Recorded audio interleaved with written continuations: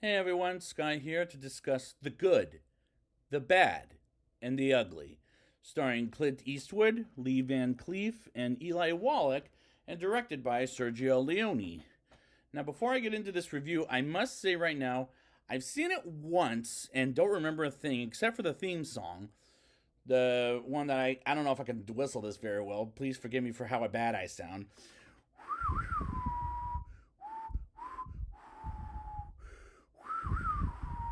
Anyways, let's just move on. Let's get into this movie, shall we? Because I have plenty of things to say about this. I love the opening credits, as well as the music during them as they go perfectly together, like unlike last time where they sat in one spot while doing the opening credits. And they're doing the same thing as they did the first time in A Fistful of Dollars. And it is such a tremendous score for this movie. The movie focuses on three different people. Three. The movie starting with Tuco Benedicto Pacifico, Juan Maria Ramirez, but let's just call him Tuco, played by Eli Wallach, who has a bounty on his head for numerous crimes, as the screen tells us he's the ugly. And the man with no name, who calls himself Blondie this time, and returned by Clint Eastwood, as they portray him as the good, has a partnership with Tuco in which the latter turns him in the reward money, which is the two then split after Blondie saves Tuco from hanging out at the last moment. Meanwhile, a third character called Angel Eyes, who's returned by Lee Van Cleef, but playing a different character this time, as he's playing the bad. And he has learned a hidden trunk of gold owned by a Confederate soldier named Bill Carson, as he set off to find the gold. And I really like how these characters are introduced as the good, the bad, and the ugly, as this is the perfect title to this movie. Blondie grows tired of his relationship with Tuco and leaves Tuco in the desert with no water. Tuco survives and is intent on exacting revenge on his former partner. He finds Blondie and turns the tables by planning to abandon him in the desert. However, before Tuco can complete his torture in the New Mexico desert, a runaway stagecoach full of dead and dying Confederate soldiers appears.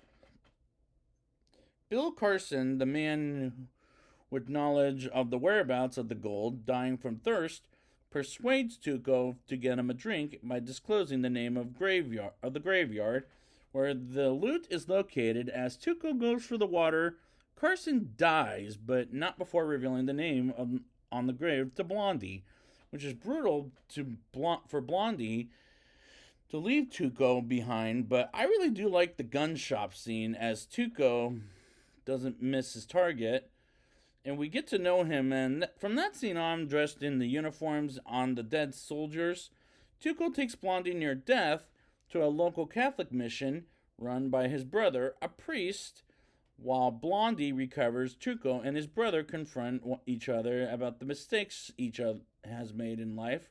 After leaving the mission, the two still impersonating Confederate soldiers are captured and taken to a Union prison camp.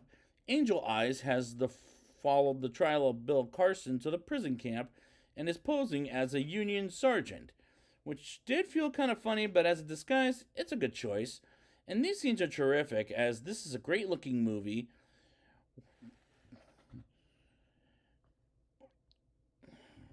And while the mouths sort of don't move right, the cinematography is really good, though.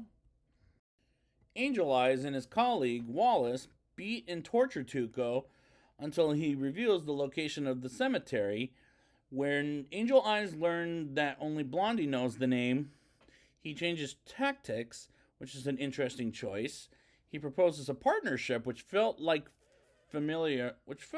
kind of familiar from last time. And accompanied by 5 or 6 other killers, they leave to find the coins. Tuco escapes while being transported from the camp by train, in the process killing Wallace, which was a brutal scene. At the nearest town, Tuco encounters a bounty hunter he had wounded at the beginning of the film, who seeks revenge as Tuco shoots the bounty hunter, Blondie, who is in the same town as Angel Eyes, recognizes the sound of Tuco's gun, seeks him out, and he and Tuco resume their old partnership, which is a smart choice as they also sound familiar, but done pretty much better than last time. Together they kill Angel Eyes' gunman along the main street, but Angel Eyes himself escapes as this movie works with brutal very well as the scene is brutal. Tuco and Blondie stumble on a battle between the Union, the Confederates, fighting for a bridge of questionable strategic. Wait, let me see if I'm reading this right. Strategic value. Since the cemetery is on the other side of the bridge, they decide to destroy it and force the soldiers go somewhere else to fight, which was a very good move. And as I'm really liking these characters quite a bit, as they're the best they've ever been throughout the series. While they are setting up the dynamite, Tuco reveals that the cemetery is called Sad Hill, and Blondie reveals the coins are buried in a grave marked by the name of Arch Stanton, which is a great reveal. On the other side of the river, Tuco deserts Blondie by horseback and finally enters the nearby graveyard. Looks great, thanks to the cinematography, in my opinion. Tuco frantically searches around the graveyard for the grave of Arch Stanton.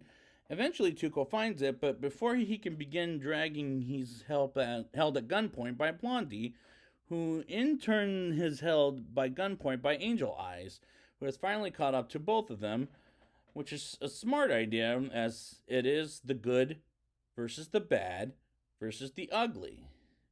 However, Blondie reveals that Arch Stanton's grave contains only a decomposing corpse, which is scary, but again a smart choice. Blondie then leads the three of them into an empty patch of land in the middle of the cemetery. He writes his name of the real grave under a stone, which he places in the center, which for the last time is a smart choice. This movie makes a lot of very good and smart choices at the conclusion of a three-way shootout. Blondie shoots Angel Eyes, and Tuco finds a gun empty, which was awesome and made me laugh. Having been unloaded the previous night, by Blondie, which was again awesome. Blondie then reveals that the real location of the coins is a grave that marked unknown, right next to Arch Stanton.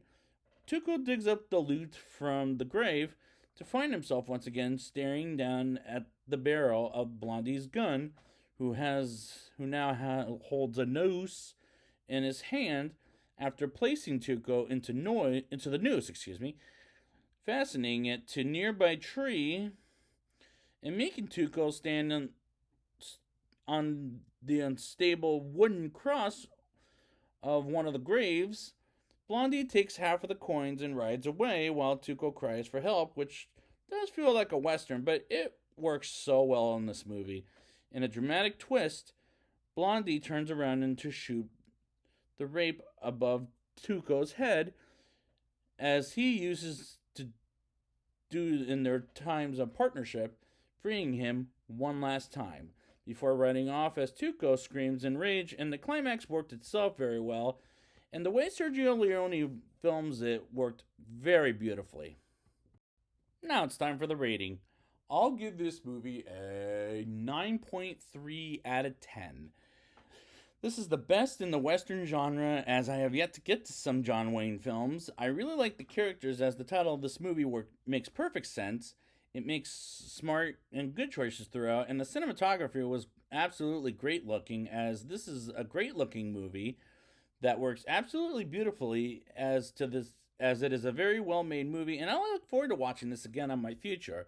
So I'd like to thank you guys for joining me for the Man with No Name trilogy, and until then, feeling lucky, punk?